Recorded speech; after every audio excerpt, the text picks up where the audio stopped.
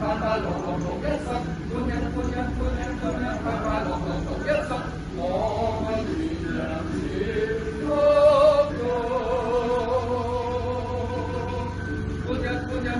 phu nhân phản phá lộc lộc lộc nhất sắc phu nhân phản phá lộc lộc lộc nhất sắc có gì làm gì không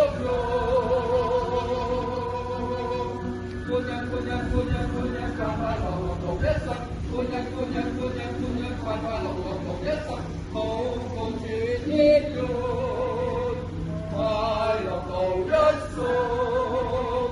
phu nhân phản phá lộc lộc lộc nhất sắc phu nhân phản phá lộc lộc lộc nhất sắc hậu công chỉ thiết luôn phải lộc cầu nhất số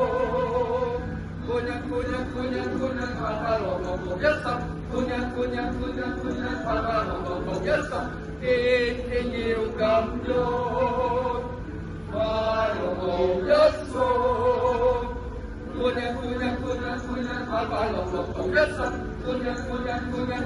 phản phá lộc lộc lộc nhất sắc in nhiều cảm đôi phải lộc cầu nhất số phu nhân phản phá lộc lộc lộc nhất sắc phu nhân phản phá lộc lộc lộc nhất sắc có gì làm gì